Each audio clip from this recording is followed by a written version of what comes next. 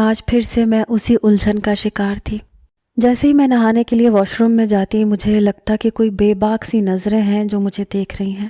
میں چاروں طرف نظریں گھما کر دیکھتی لیکن مجھے بظاہر کوئی بھی نظر نہیں آتا تھا۔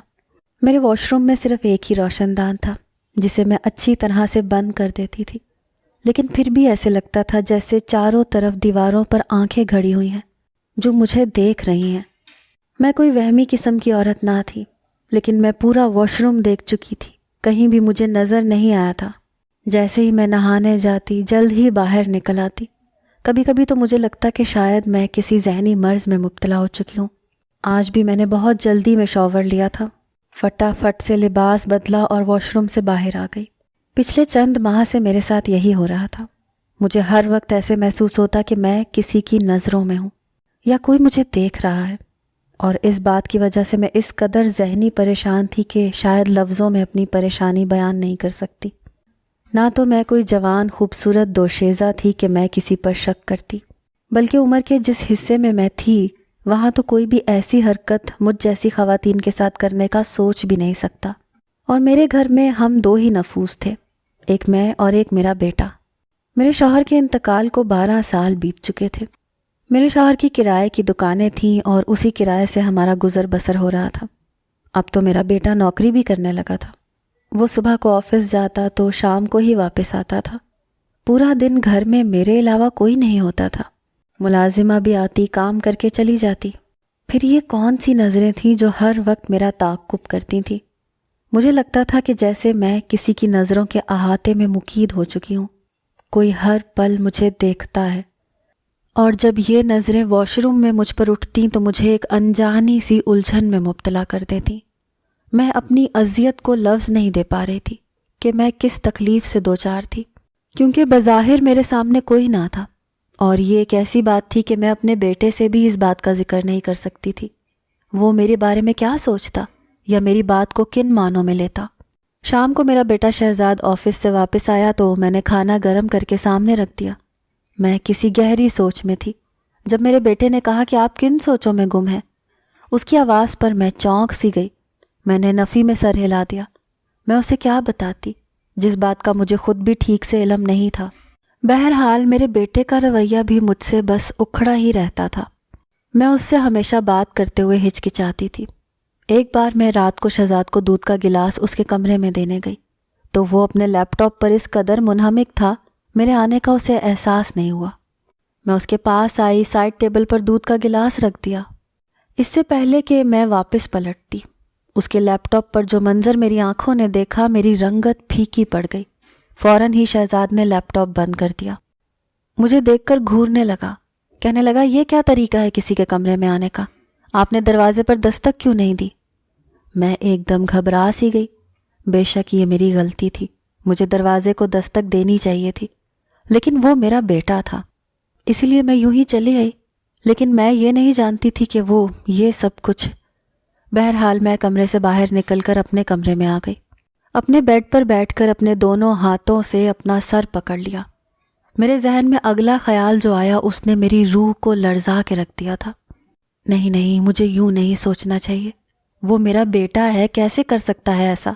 میرا ذہن پھر سے منتشر ہوا تھا۔ میری آنکھوں سے اذیت سے آنسو بہنے لگے۔ جو کچھ میرے ذہن کے پردے پر گھوم رہا تھا اسے سوچنا بھی مجھے گناہ لگ رہا تھا۔ میں نے خود کو جھٹکا اور سمجھایا کہ نہیں، ایسا ممکن نہیں ہے، کوئی بھی بیٹا اپنی ماں کے ساتھ ایسا سب کچھ نہیں کر سکتا۔ ہاں، لڑکے اس عمر میں غیر اخلاقی چیزیں دیکھ لیتے ہیں، لیکن اس کا وہ مطلب نہیں ہے جو میں سوچ رہی ہوں۔ بڑی مشکل سے میں نے خود کو نارمل کیا تھا۔ ایک بار میں صحن میں دھلے ہوئے کپڑے پھیلا رہی تھی جب سامنے گھر کی چھت سے مجھے لگا کہ کسی کیمرے کے فلیش کی روشنی مجھ پر پڑی ہو۔ میں بے ساختہ پلٹ کر دیکھا، کسی کی پرچھائی سی نظر آئی، جیسے وہاں کوئی کھڑا مجھے گھور رہا تھا، مگر جیسے ہی میری نظر پڑی ایسے لگا کہ کوئی وہاں سے ایک دم پیچھے ہٹا ہو۔ میں نے غور کرنے کی کوشش کی، لیکن سامنے کی چھت مجھے اس وقت خالی نظر آ رہی تھی، لیکن مجھے پورا یقین تھا کہ کچھ دیر پہلے وہاں کوئی کھڑا مجھے ہی دیکھ رہا تھا، اور کسی نے شاید اپنے موبائل سے میری تصویر لی تھی۔ میرا دل بری طرح سے دھڑکنے لگا۔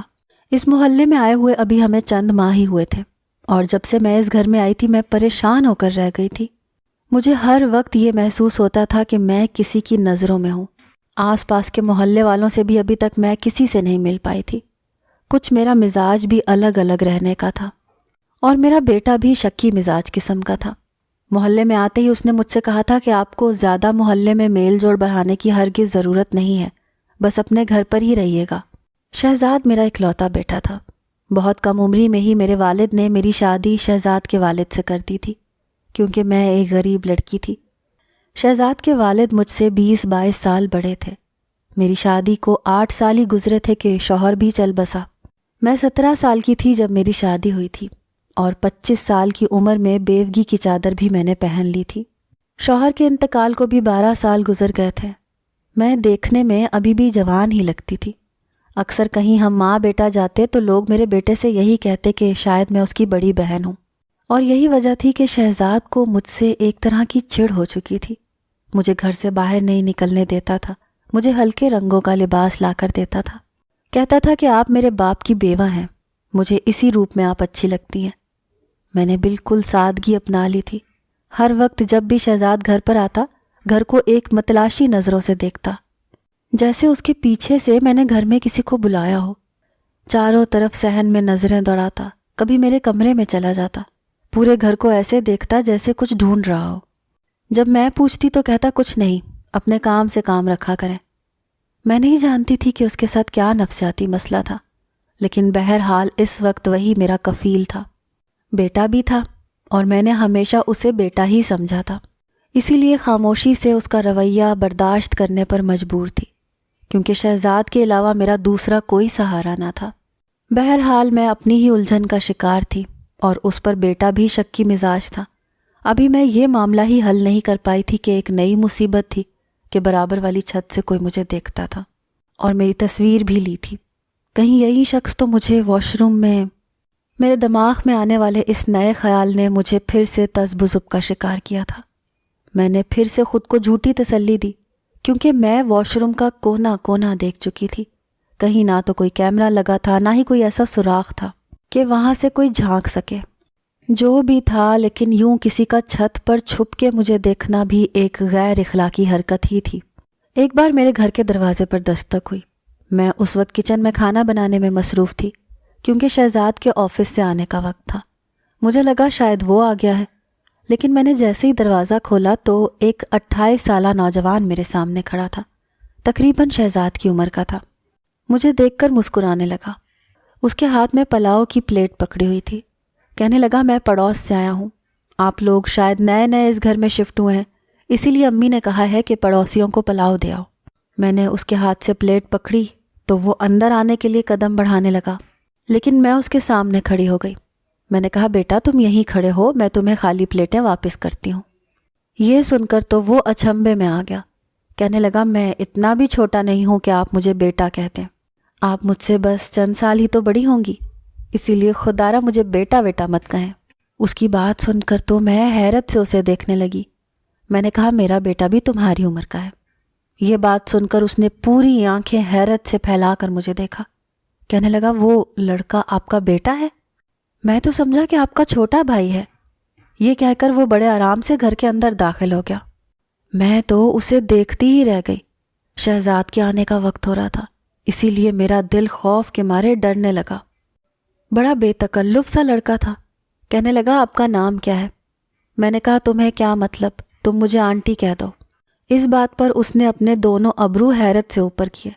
کہنے لگا، جی نہیں، ابھی آپ اتنی بھی بوڑھی نہیں ہوئی کہ میں آپ کو آنٹی کہوں۔ اچھی خاصی خوبصورت اور جوان ہے، میں تو آپ کے نام سے ہی آپ کو پکاروں گا۔ یقیناً وہ بھی آپ کی طرح بہت خوبصورت ہوگا۔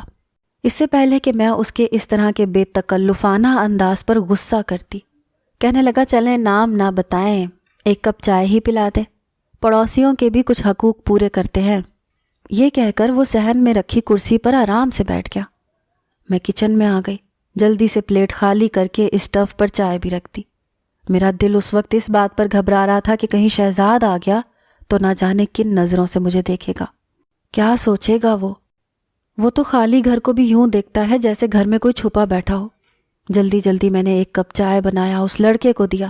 میں نے کہا، اپنی والدہ سے شکریہ کہنا، اور چائے پی کر باہر جاتے ہوئے دروازہ بند کر دینا۔ مجھے ذرا کچن میں کام ہے۔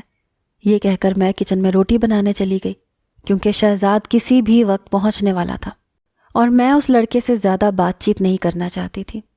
10 منٹ بعد ہی خالی کپ اس لڑکے نے کچن کے دروازے سے مجھے اندر پکڑایا۔ کہنے لگا، چائے بھی آپ کی طرح بے حد میٹھی تھی، بہت شکریہ، میں پھر آپ سے فرصت سے ملنے آؤں گا اور اپنے گھر والوں کو بھی لاؤں گا۔ یہ کہہ کر وہ گھر کے دروازے سے باہر چلا گیا اور دروازہ بھی جاتے ہوئے بند کر دیا۔ میں تو اس کی باتیں سن کر چکرا کر رہ گئی تھی۔ ابھی میں اس لڑکے کی باتوں کے بارے میں ہی سوچ رہی تھی کہ جب دروازے پر بڑی زور سے دستک ہوئی۔ میں تو بری طرح سے کام گئی، جلدی سے کچن سے باہر آئی، مین دروازے کے پاس پوچھنے لگی کہ کون ہے۔ شہزاد کی بڑی غصیلی آواز مجھے سنائی دی۔ کہنے لگا، دروازہ کھولیں، میں ہوں۔ میں نے دروازہ کھولا تو وہ بڑے غصے سے گھر میں داخل ہوا۔ مجھے کہنے لگا، گھر سے باہر کون نکل رہا تھا؟ شہزاد کی آنکھیں اس وقت نہ جانے کس جذبے کے تحت سرخ تھیں۔ وہ بے تحاشا غصے میں تھا۔ میری زبان نہ چاہتے ہوئے بھی لڑکھڑائی تھی۔ میں نے کہا، کوئی پڑوسی لڑکا تھا، پلاؤ لے کر آیا تھا۔ وہ میرے بالکل قریب آ کر کھڑا ہو گیا، میری آنکھوں میں آنکھیں ڈال کر کہنے لگا، کس سے پوچھ کے دروازہ کھولا تھا آپ نے؟ کیا ایک بار کی کہی ہوئی بات آپ کو سمجھ نہیں آتی؟ یہاں کوئی بھی آئے آپ دروازہ نہیں کھولیں گی، کسی سے بات نہیں کریں گی، کوئی ضرورت نہیں ہے پڑوسیوں سے مراسم بڑھانے کی۔ اگر آپ اپنی حرکتوں سے باز نہیں آئیں تو میں تالا لگا کر جاؤں گا کل سے۔ یہ کہتے ہی وہ سیدھا اپنے کمرے میں غصے سے چلا گیا۔ اپنے کمرے کا دروازہ بھی بڑی زور سے اس نے بند کیا تھا۔ مجھے لگتا تھا کہ جیسے میں شہزاد کی ماں نہ ہوں، زر خرید غلام ہوں۔ وہ مجھے سانس بھی میری مرضی سے لینے نہیں دیتا تھا۔ بہرحال میں نے کھانا گرم کیا، شہزاد کے لیے کھانا لگا دیا۔ کھانے کے دوران بھی وہ مجھ سے بار بار اسی لڑکے کے متعلق پوچھتا رہا، بار بار مجھے یہی کہتا رہا کہ دوبارہ میں دروازے پر کسی کو نہ دیکھوں۔ رات کو میں اپنے کمرے میں لیٹی تو میرے موبائل پر ایک ان نون نمبر سے میسج آنے لگا۔ اس میں لکھا تھا، آپ بہت ہی خوبصورت اور پیاری ہیں، میرا دل چاہتا ہے آپ سے جی بھر کر باتیں کروں۔ خدارا اتنے ہلکے رنگ مت پہنا کریں، اگر آپ نیلے رنگ کا لباس پہنے تو آپ پر بہت جچے گا، جیسا کہ آپ نے اس دن صحن میں پہنا تھا۔ یہ میسج پڑھ کے میں بری طرح سے گھبرائی تھی۔ اس کا مطلب میرا شک غلط نہیں تھا، واقعی کوئی تھا جو مجھے دیکھتا تھا۔ صحن میں دیکھنا تو چلو سمجھ میں آتا ہے، کیونکہ بہت سے گھر تھے جن کی چھتیں ہمارے گھر سے اونچی تھیں اور صحن صاف دکھائی دیتا تھا، اور میرا باورچی خانہ صحن میں ہی تھا، اسی لیے میرا زیادہ تر وقت صحن میں ہی گزرتا تھا۔ لیکن جو نظریں مجھے خود پر اپنے واش روم میں اٹھتی ہوئی محسوس ہوتی تھیں، وہ مجھے جیتے جی مارتی تھیں۔ میں نے فوراً سے میسج ڈیلیٹ کیا اور موبائل آف کر دیا۔ میں اس وقت پسینے سے شرابور ہو چکی تھی، مجھ پر عجیب و غریب سی گھبراہٹ طاری تھی۔ یہ کون تھا جو میری زندگی میں مزید زہر گھولنے کی کوشش کر رہا تھا؟ میں نے اپنی زندگی میں کبھی بھی آسودگی نہیں دیکھی تھی۔ شہزاد کے والد بھی ایسے ہی تھے، شکی مزاج کے، اور شاید مجھ پر اسی لیے اتنا شک کرتے تھے کہ میں کم عمر تھی۔ وہ مجھ سے 22 سال بڑے تھے۔ میں خوبصورت بھی بہت تھی، اسی لیے ہر وقت ان کے شک اور عتاب کا نشانہ بنی رہتی تھی۔ انہیں لگتا تھا کہ پتہ نہیں میں کسی دوسرے لڑکوں سے چکر چلا لوں گی۔ میں بار بار انہیں رو رو کر یقین دلاتی، لیکن انہیں یقین ہی نہیں آتا تھا۔ وہ ہر وقت میرے ساتھ کسی سائے کی طرح سے رہتے تھے، اور جب وہ بیمار رہنے لگے تو ساری جائیداد شہزاد کے نام لگا دی، اور اس کے کان میں بس یہی بھرتے رہے کہ اس عورت کا خیال رکھنا، اسے کبھی گھر کا اختیار نہ دینا، اسے پائی پائی کا محتاج رکھنا، کہیں یہ بھاگ نہ جائے، یہ خوبصورت ہے، اس سے کوئی بھی شادی کر لے گا اور تم اکیلے بے آسرا رہ جاؤ گے۔ میں چاہتا ہوں کہ یہ میرے نام پر ہی ساری زندگی گزارے، ساری زندگی تمہاری ماں بن کر رہے۔ یہ وہ آخری الفاظ تھے جو میرے شوہر نے میرے بارے میں اپنے بیٹے کے دماغ میں کسی زہر کی طرح گھولے تھے، اور اب وہی زہر شہزاد میرے ساتھ اگلتا رہتا تھا۔ اس نے کبھی میری عزت ماں کی حیثیت سے نہیں کی تھی، مجھے کبھی اپنی ماں کی جگہ بھی نہیں دی تھی، میں بس اس کے باپ کی دوسری بیوی تھی۔ ایک روز میں کچن میں کام کر رہی تھی کہ اچانک سے میرے دوپٹے پر آگ لگ گئی۔ میں چلاتی ہوئی صحن میں آ گئی۔ جیسے ہی میری چیخیں بلند ہوئیں، برابر والی چھت پر وہی نوجوان کھڑا تھا۔ مجھے چلاتے ہوئے دیکھا تھا، فوراً سے نیچے اترا، اپنے گھر کی دیوار پھلانگ کر میرے گھر میں آ گیا اس نے فوراً سے میرا جلتا دوپٹہ دور پھینکا، ورنہ شاید میں بری طرح جل جاتی۔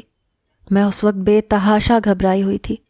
اس نوجوان نے فوراً سامنے رسی پر لٹکتی چادر اتار کر مجھ پر لپیٹ دی۔ مجھ سے پوچھنے لگا کہ مجھے کہیں نقصان تو نہیں پہنچا۔ میں حد درجہ ڈری ہوئی تھی۔ عین اسی وقت میرے گھر کا مین دروازہ کھلا۔ سامنے شہزاد کھڑا تھا۔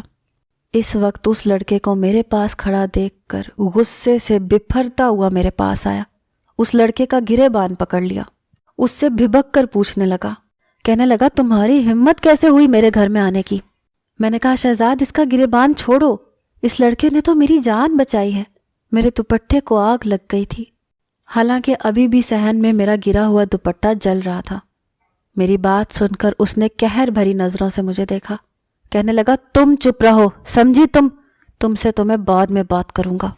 اس طرح کے ہتھ کنڈوں سے کسی اور کو بے وقوف بنانا۔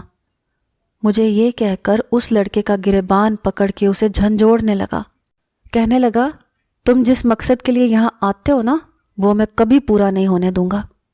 میں نے کہا شہزاد تم غلط سمجھ رہے ہو، میں ماں ہوں تمہاری، کیوں مجھے ان باتوں سے ذلیل کرتے ہو؟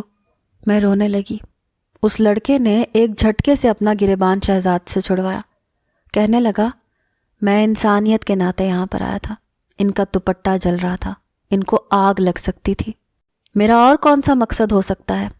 اپنی گھٹیا سوچ اپنے حد تک رکھو تو بہتر ہے۔ شہزاد اس لڑکے سے کہنے لگا کیوں؟ کیا تمہاری ماں لگتی ہے؟ کیوں آئے تھے یہاں؟ دوپٹہ جل رہا تھا تو جلنے دیتے، تمہیں کیا تکلیف تھی؟ یہ سن کر میں حیرت سے شہزاد کی طرف دیکھ رہی تھی، یعنی کہ اسے کوئی فرق ہی نہیں پڑتا تھا کہ میں جیوں یا مروں۔ وہ لڑکا کہنے لگا یہ میری کچھ بھی ہیں یا نہیں یہ میں نہیں جانتا، لیکن اگر انہیں کچھ بھی نقصان پہنچے گا اور میں اگر دیکھوں گا تو میں انہیں ضرور بچانے آؤں گا، تم سے جو ہوتا ہے کر لو۔ یہ کہنا تھا کہ شہزاد نے اس کے منہ پر پنچ مار دیا۔ اس لڑکے نے بھی اپنا ہاتھ نہیں روکا، دونوں ہی دستے گریبان ہو چکے تھے۔ یہ دیکھ کر تو میں پریشان ہو کر رہ گئی۔ بڑی مشکل سے میں نے دونوں کو پیچھے ہٹایا، اس لڑکے کے آگے ہاتھ جوڑے کہ تم جاؤ یہاں سے۔ وہ لڑکا شہزاد کو گھورتا ہوا دروازے سے جانے کے بجائے اسی دیوار سے پھلانگ کر واپس گیا۔ یہ دیکھ کر شہزاد بڑے جارحانہ انداز میں میرے پاس آیا، میرے دونوں بازو پکڑ لیے، کہنے لگا تو یہاں سے بلاتی ہو تم اپنے عاشق کو؟ پھر کہنے لگا تم جو چاہتی ہو نا میں ہونے نہیں دوں گا، میں تمہارا گلا دبا دوں گا، اسی صحن میں تمہیں مار کے دفنا دوں گا، لیکن یہ مت سمجھنا کہ میں تمہیں چھوڑ دوں گا۔ وہ تو جیسے سارے لحاظ ہی بھول گیا تھا۔ اس کے بعد شہزاد گھر کے باہر تالا لگا کر جانے لگا۔ اس نے برابر والے گھر کی دیوار پر کرنٹ کی وائر لگوا دی تاکہ کوئی بھی وہاں سے گھر پر نہ آ سکے۔ رات کو میرے موبائل پر ایک ایسا میسج آیا کہ میرے ہوش اڑ کر رہ گئے۔ اس میسج میں لکھا تھا واش روم میں آؤ، میں تمہیں دیکھنا چاہتا ہوں۔ یہ سن کر میرے ہوش اڑ گئے تھے۔ ابھی تک میں شک و شبہات میں تھی کہ شاید یہ میرا وہم ہے کہ کوئی واش روم سے مجھے دیکھتا ہے، لیکن یہ سچ تھا، یہ میرا وہم نہیں تھا۔ کون تھا وہ شخص؟ میرا دل بیٹھنے لگا۔ میں نے موبائل آف کر کے رکھ دیا، لیکن پھر بھی مجھے پوری رات نیند نہیں آئی۔ میں جاگتی رہی۔ صبح جب میری ملازمہ آئی تو میں بخار میں پڑی تھی۔ میں نے اس کی منت سماجت کی کہ وہ ایک رات میرے پاس رہ جائے، میں بیمار ہوں، کوئی خیال رکھنے والا نہیں ہے۔ وہ میری بات سن کر مان گئی۔ رات ہوئی تو شہزاد کے آنے کا وقت ہوا تو میں نے ملازمہ کو اپنے کمرے میں چھپا لیا۔ میں نہیں چاہتی تھی کہ شہزاد کو اس بات کا علم ہو کہ گھر پر میرے علاوہ کوئی اور بھی ہے۔ میں نے شہزاد کو کھانا دیا اور اپنے کمرے میں جاتے ہی کمرے کی لائٹ بند کر دی اور خود کمرے میں چھپ گئی، کیونکہ جو کوئی بھی تھا وہ میرے کمرے میں آ کر مجھے جھانکتا تھا۔ واش روم میں کوئی کیمرہ نہ تھا۔ میں نے اپنی ملازمہ پر چادر ڈال لی اور اسے واش روم جانے کے لیے کہا۔ وہ واش روم چلی گئی، میں اپنے کمرے کے پردوں کے پیچھے چھپ گئی۔ کچھ دیر بعد یہی ہوا، میرے کمرے کا دروازہ بڑی آہستگی سے کھلا تھا۔ ایک شخص خود پر کالی چادر اوڑھے میرے کمرے میں داخل ہوا۔ پہلے واش روم کے دروازے کے چھوٹے سے ہول سے واش روم کے اندر جھانکنے لگا۔ میں فوراً پردے سے باہر نکلی اور پیچھے سے اس شخص کو دبوچ لیا اور شور مچا دیا۔ وہ شخص مجھے اندھیرے میں نظر تو نہیں آ رہا تھا، مگر وہ مجھ سے اپنا آپ چھڑوا رہا تھا۔ شور کی آواز سے شہزاد بھی میرے کمرے میں آ گیا۔ جیسے ہی لائٹ کھولی ملازمہ بھی واش روم سے باہر نکل آئی۔ سامنے کھڑے شخص کو دیکھ کر میرے ہوش اڑ گئے۔ وہ میرا سابقہ شوہر تھا جس سے میرا صرف بچپن میں نکاح ہوا تھا، لیکن وہ نکاح کے بعد مجھے چھوڑ کر چلا گیا تھا۔ پھر معلوم ہوا کہ اس نے کسی اور سے شادی کر لی ہے، مجھے بھی طلاق دے دی۔ اسے یہاں دیکھ کر مجھے حیرت ہوئی۔ وہ بتانے لگا کہ اسے ایک دوسری لڑکی پسند تھی، اسی لیے اس نے اس سے شادی کر لی تھی، مجھے بھی طلاق دے دی تھی۔ لیکن شادی کے چند سال بعد ہی اس لڑکی کی ڈیتھ ہو گئی اور اس شخص نے دوسری شادی نہیں کی، اپنے بیٹے کو بھی اکیلا ہی پالا ہے۔ لیکن اس نے جب مجھے اپنے گھر کے برابر والے گھر میں دیکھا تو اسے میرے بارے میں معلوم ہوا، تو اسے افسوس ہونے لگا۔ وہ مجھے اپنانا چاہتا ہے اور اس معاملے میں کئی بار شہزاد سے بھی بات کر چکا ہے، لیکن شہزاد نہیں مانا۔ اسی لیے اس نے اپنے بیٹے کو ہمارے گھر بھیجنا چاہا، لیکن شہزاد کی اس سے بھی لڑائی ہو گئی۔ جب بھی میں نہانے جاتی تھی دروازہ بند ہونے کی آواز اس کے کمرے کے واش روم میں جاتی تھی اور وہ دیوار پھلانگ کر میرے گھر آ جاتا تھا۔ پہلے یہ دیکھتا تھا کہ کہیں میں جلدی باہر تو نہیں آ جاؤں گی، اور پھر وہ میرے موبائل کو کھول کر اس میں سے میرا نمبر لینے لگا تاکہ مجھ سے بات کر سکے۔ یہ سب سن کر اس شخص نے شہزاد کی منت سماجت کی کہ وہ میرے ساتھ ظلم نہ کرے اور میرا نکاح اس شخص سے کروا دے۔ پہلے تو شہزاد نہیں مانا، لیکن بعد میں اس نے خود میرا نکاح اس شخص سے کروا دیا۔